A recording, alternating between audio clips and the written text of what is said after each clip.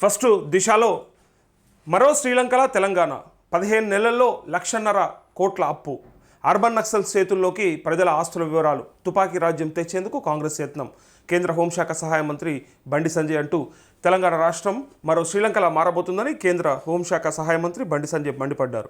ఆదివారం సిరిసిల్ల జిల్లా కేంద్రంలోని మున్నూరు కాపు ఫంక్షన్ హాల్లో బీజేపీ నూతన జిల్లా అధ్యక్షుడు రెడ్డబోయిన గోపి ఆధ్వర్యంలో ఏర్పాటు చేసిన కార్యకర్తల ఆత్మీయ సమ్మేళన కార్యక్రమానికి ఆయన హాజరై ఘాటు వ్యాఖ్యలు చేశారు. అంతకుముందు రగుడు చౌరస్తా నుంచి పాత బస్టాండ్, అంబేద్కర్ చౌక్, కొత్త బస్టాండ్ మీదుగా ఫంక్షన్ హాల్ వరకు భారీ బైక్ ర్యాలీ నిర్వహించారు. కార్యక్రమాన్ని బీజేపీ జిల్లా ముద్దబోయిన అధ్యక్షుడు రెడ్డబోయిన గోపి, అట్లే వేములవాడ నియోజకవర్గ ఇన్ఛార్జ్ చెన్నమనేని వికాసరావులతో కలిసి జ్యోతి ప్రజ్వలన చేసి ప్రారంభించిన అనంతరము ఈ వ్యాఖ్యలు చేసినట్టుగా, అంటే 15 నెలల్లోనే 1.5 కోట్ల అప్పు చేస్తే మరి భవిష్యత్తు ఏంది మన రాష్ట్రంది అని చెప్పి బండి సంజయ్ అంటున్నట్టుగా ఈ వార్త వచ్చింది.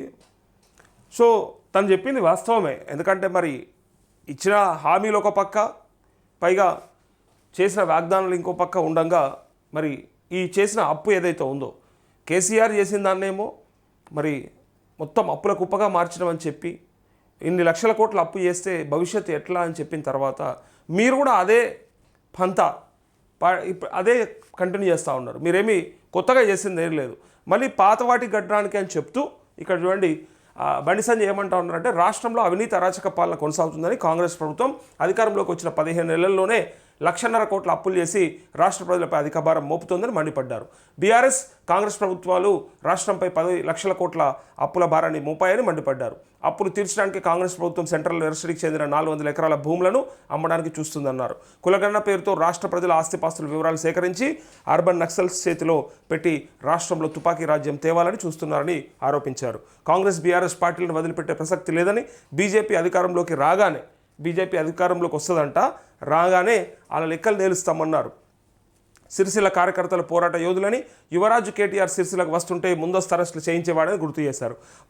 పార్టీ సిద్ధాంతాలకు ద్రోహం చేస్తే తల్లికి ద్రోహం చేసినట్లేనని, అలాంటి వారిని ఉపేక్షించే ప్రసక్తి లేదని స్పష్టం చేశారు. ఇటీవల జరిగిన ఎమ్మెల్సీ ఎన్నికల్లో బీజేపీ సత్తా చూపించామని, ఇక ముందు రాబోయే కార్యకర్తల ఎన్నికలని అన్నారు. అయితే కష్టపడి పనిచేసిన కార్యకర్తలకు గెలిపించుకోవాల్సిన బాధ్యత తనపై ఉందన్నారు. రాబోయే ఎన్నికల్లో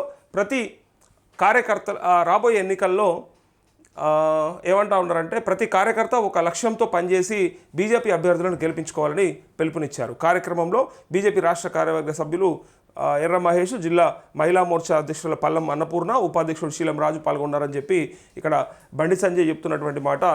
2 ప్రభుత్వాలు, అంటే గత ప్రభుత్వము ఇప్పుడు ఈ ప్రభుత్వం కలిసి చేసినటువంటి అప్పు 10 లక్షల కోట్లు. సో ఈ 10 లక్షల కోట్ల అప్పు ఈ రాష్ట్ర ప్రజలపైన మోపుతూ ఉన్నారు. మేము వస్తే ఖచ్చితంగా ఇవన్నీ కూడా క్లియర్ చేస్తాము, బ్రహ్మాండంగా చేస్తాము, అభివృద్ధి చేస్తామని చెప్పి బీజేపీ బండి సంజయ్ కేంద్ర హోంశాఖ సహాయ మంత్రి అన్నటువంటి మాటలు ఇవి.